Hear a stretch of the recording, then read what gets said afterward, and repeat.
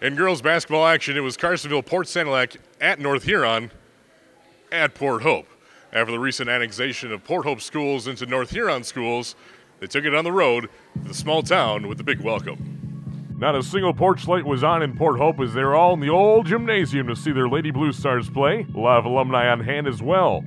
Former Port Hope students on varsity for North Huron warm-ups, but Blue Star uniforms. And heck, send the band too. 5, though, on the non-active roster for North Huron, but don't feel bad. Here's CPS's bench. Nope, that's it. Just 2. First minute of play, CPS strikes first. They feed it into Welsh, the senior, and she'll put it up for 2. And a foul, although she would miss the free throw. North Huron from here on out will be referred to as Port Hope.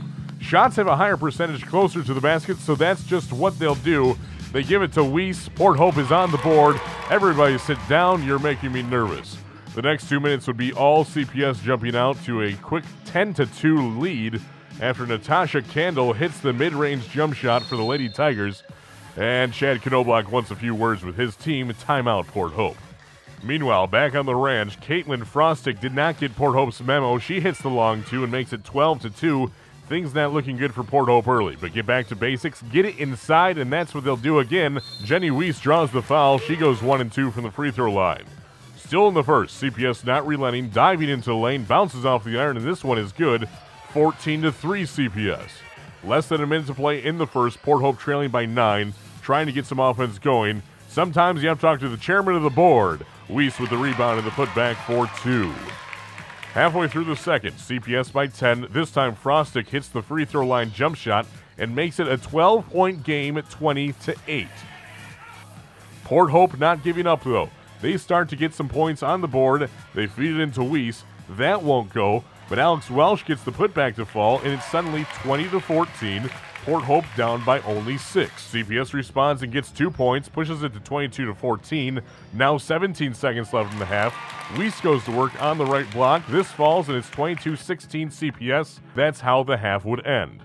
Now may I present to you the second act. 6.5 left. CPS picks back up right where they left off. After a tip pass, Frostick down the baseline. This one is good. 24-16 CPS. Port Hope responds with 5.5 to go in the third. Check out this ball movement all the way around. Then look, Mom, no cavities. Raquel Eisler wide open for the layup. It's a 4-point game, 24-20 CPS. But then the lake effect snow kicked in. CPS with time running out in the third. Kaczynski's shot no good. Rebound CPS. Kendall takes it down the court, dishes it out, and gets it right back. And from the longest the 2 can be, it's good.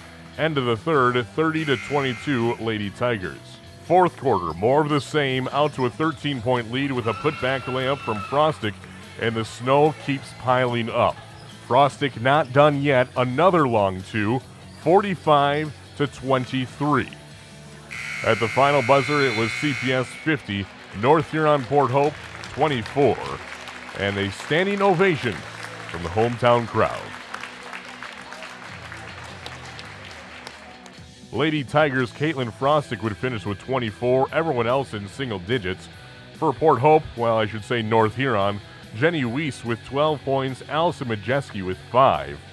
Half of North Huron's points would come from free throws. Here's what North Huron head coach Chad Knobloch had to say after the game. It was tough. I mean, I'm not making any excuses. We didn't have the horses. We had a lot of girls sitting out, and then several that were here either weren't healthy or became unhealthy during the game. It was really kind of a patchwork crew, and I had a couple JV players, and really when it came to that fourth quarter where you like to have that experience and you like to have that battle testedness that we have as a unit when we're all here, it just wasn't there. And you know, I mean, hats off. CPS started making some shots.